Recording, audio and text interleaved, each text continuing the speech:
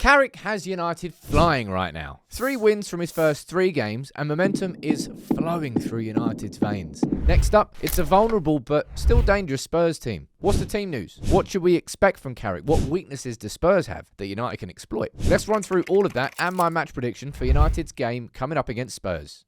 So next up for United is Spurs at home.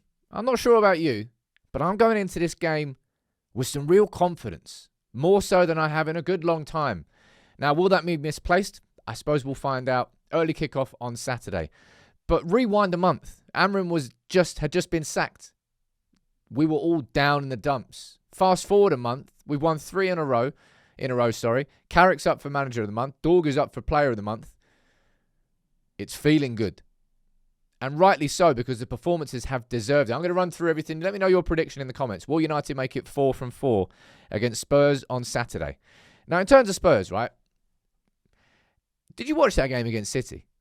Talk about Jekyll and Hyde. First half, they were architects of their own problems, which is going to be a big tactical talking point that I'll run through in a sec. And also, just awful. They deserved to be 3-0, 4-0 down at halftime. The second half came out, boom, completely different team. Sod knows what was said at halftime there. But you saw, I suppose, the best of Spurs in that second half, or the best of what Spurs currently has, and the absolute worst of it. United need to take advantage of that. This season so far under Thomas Frank, there have been boos at halftime, boos at full-time. They've been pretty awful. What, they 14th in the league right now? Spurs this season are still the Spurs of last season. There's been no real progress in that sense. Let's run through the teams. And let's run through United's team. So these are the 2 teams that played. United played Fulham. Spurs played City. My question to you, will this be the quickest starting 11 that I choose on this channel? I really think it might be. Because I don't particularly know why I would change anything.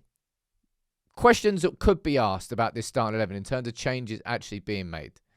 You could bring Sesko in. Because, look, I kind of feel sorry for him. He deserves to be in the starting 11 after bagging a late winner in front of the Stretford end against Fulham.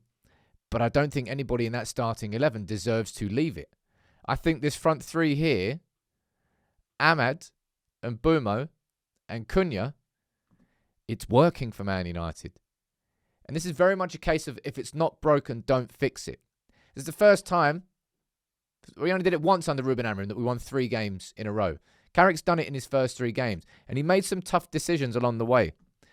He left Cunha on the bench for a couple of games. He's left Sesko on the bench for all 3 of the games so far. Cunha and Sesko have both delivered the late winners as subs in the last 2 games against Arsenal and Fulham. Why would you change anything in defence? I don't know why you would. Martinez and Maguire, it's really working as a complementary partnership. Mainu and Casemiro in midfield, why would you change that? There's nothing I would really change about this team. This is definitely one of those games where you go for an unchanged 11. But from a tactical perspective, I think there's definitely something to be said. Because there's one thing I think United will need to do in this game. I think we need to press Spurs hard in the opening first 15, right? Take a look at this. This is a map here, a chart, of how many times this season Spurs have given the ball up in their own half. If you go and watch the goals that they concede against City, pretty much both of them, as a direct consequence of them ballsing up, playing out from the back. 4.5 times per game so far in the Premier League this season, they have given up the ball in their own third, let alone their own bloody half.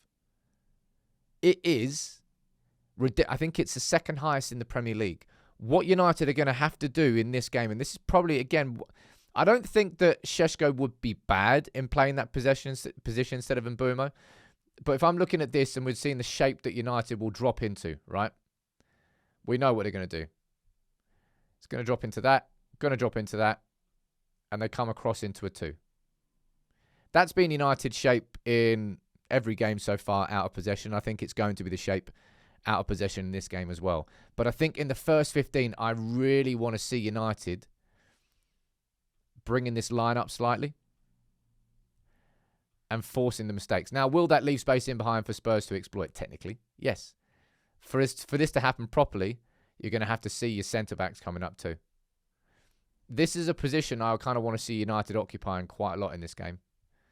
I feel like it's a game where, because Spurs are vulnerable, I think we can take advantage of it in the first 15 minutes. I think if we approach this game like we approached the City game in the opening 15 minutes, that's how I want to play against Spurs. Because of that. That's their most obvious and biggest weakness, other than the fact that, well, the majority of their team is injured. They have got horrendous injury problems. Their starting 11 is whiffy. They might have a back bloody three of Paulinho, Romero, and Dragosan. And Romero went off at half-time against City, so you don't even know if he's going to be fit. United need to take advantage in this game. That's what I want us to see.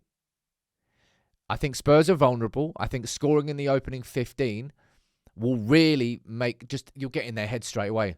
The away end will be silent because they're all going to be fearing what could happen.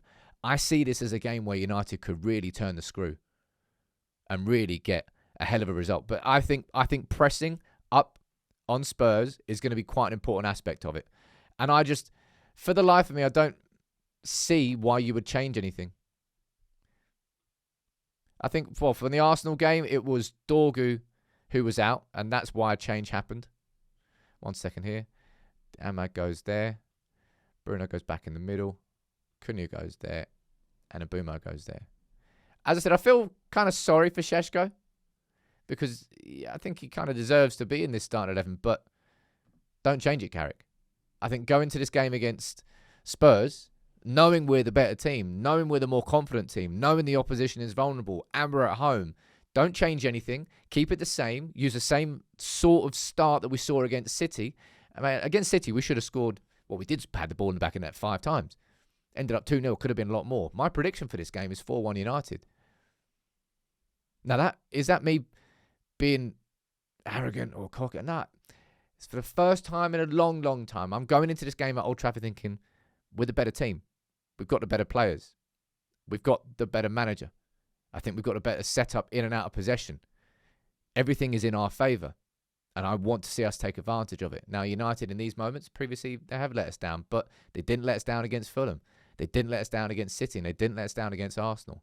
3 from 3. It's really working with Carrick. I would change nothing in terms of the starting 11. But I want us to approach it how we did against City. Use Old Trafford. Use that energy in the first 15. Get that goal. And then settle into the game. Make Spurs come and try and chase it. And then just pick them apart for the next 75 minutes. I'm going to go for a 4-1. That's my prediction. Hope I'm right. You can let me know yours in the comments. I'm looking forward to watching this game. And I really, really hope we put Spurs to the sword. Because they are there for the taking.